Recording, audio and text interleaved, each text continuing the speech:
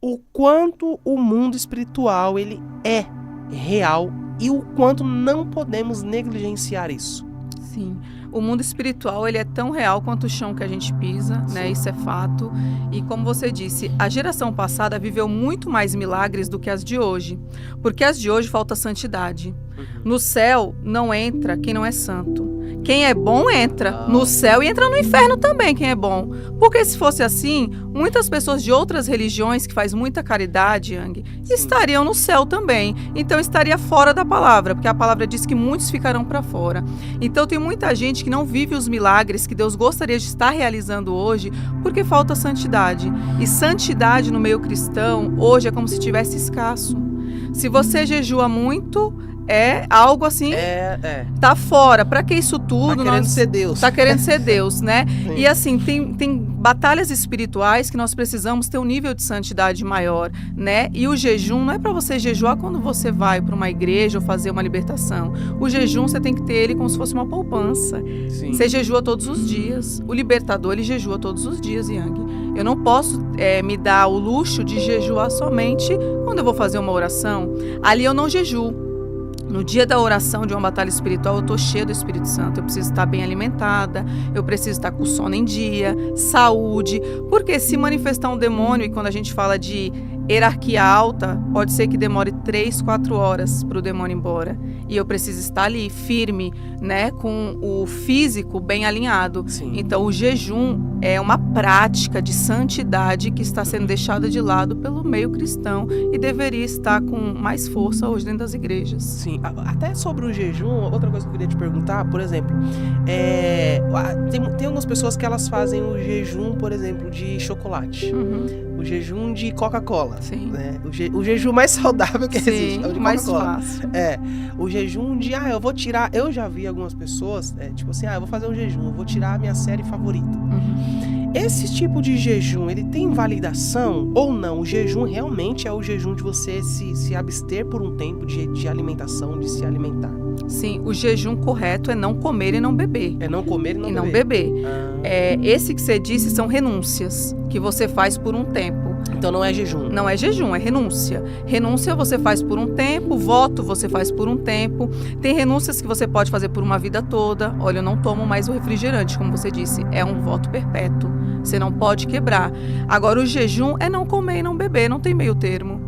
Né? Se você não come, você está de jejum. Agora, se você abre parênteses, não é jejum. Não é jejum. É tipo assim, você tá, por um tempo, você tá fazendo ali, não, eu vou abrir mão disso aqui. Sim. Mas não te traz o mesmo impacto espiritual que um jejum?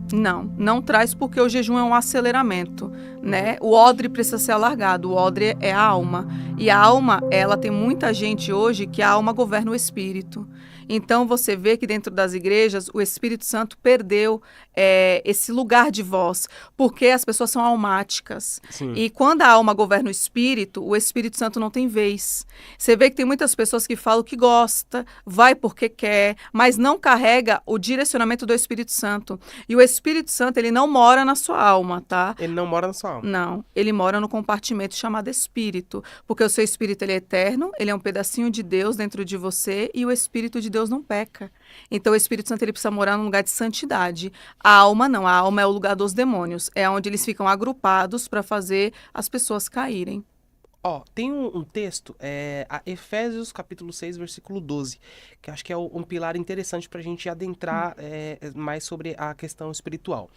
E diz assim: no demais, irmãos, fortalecei-vos no Senhor e na força do seu poder. Revesti-vos de toda a armadura de Deus, para que possais estar firmes contra as astutas ciladas do diabo. Porque não temos que lutar contra a carne e o sangue, mas sim contra os principados, contra as potestades, contra os príncipes das trevas deste século, né? Que às vezes a gente coloca tudo num pacote só, mal é mal. Não, tem os principados, as potestades, os príncipes das trevas, hostes espirituais da maldade nos lugares celestiais. Então, a primeira coisa, vamos separar isso aqui para entender o que de fato é a potestade. O que é uma potestade, um principado e potestade? Sim. Eu costumo dar treinamento, né?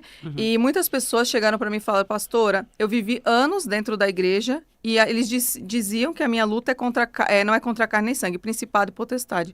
Mas eu não sabia quem era eles. E eles não dão ênfase para isso. Sim. Tem muitos ministérios, Yang, que eu escutei falando assim, olha, eu não fico dando palco para demônio. E eu digo com toda sinceridade, não é palco, você não tem autoridade. Porque quando você tem autoridade, você domina aquele ambiente. E quando falamos de principados, estamos falando de tronos. No céu existe uma hierarquia, tanto angelical quanto da demonologia. E esses tronos, eles se classificam em 4 príncipes infernal, que começa com Lúcifer, que foi quem se rebelou no céu, cai como Satanás, entra Belial, que são os tronos, os espíritos de loucura, e fecha com Leviatã, Sim. que é o trono da soberba. E abaixo dele vem mais algumas hierarquias que trabalham juntos. Os tronos trabalham em conjunto. Você não vai ver um trono trabalhando sozinho. Quando nós falamos de trono, um está atrelado a outro. Tanto que, quando a gente fala, vou dar um exemplo até a gente entrar na profundidade. Belial trabalha junto com Lilith, que trabalha com Mamon. Então, é uma tríade. Jezabel, quando a gente está falando, ela não é trono. Ela está abaixo de trono, porque ela precisa de um corpo para manifestar. E a gente vai entrar na palavra e eu vou te provar o que eu estou dizendo. Então, Jezabel, ela atua numa tríade. É Acabe, Baal e Jezabel. Então, você não vai só expulsar Jezabel. Você precisa identificar primeiro Acabe, porque ele vem antes dela. Ele é o rei antes dela. Quando ela entra na vida de Acabe, ele já existe. E ele já é passivo, ele já é omisso. Então, você vai identificar agora a bipolaridade, Yang. Porque uma pessoa, está em desnível. Você vê que uma hora é passiva, daqui a pouco levanta aquela manipulação, aquela soberba, não tem um equilíbrio.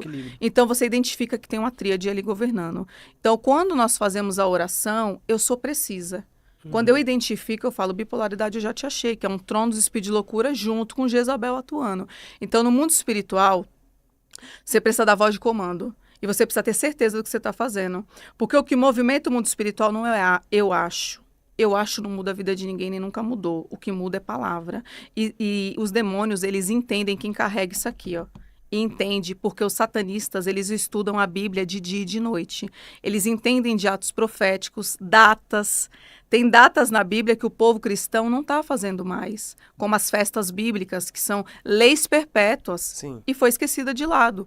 Hoje eles não cultuam mais, mas o lado dos satanistas, eles têm isso muito aflorado. E eles fazem de tudo que eles têm na Bíblia para o uso deles. Eles automaticamente eles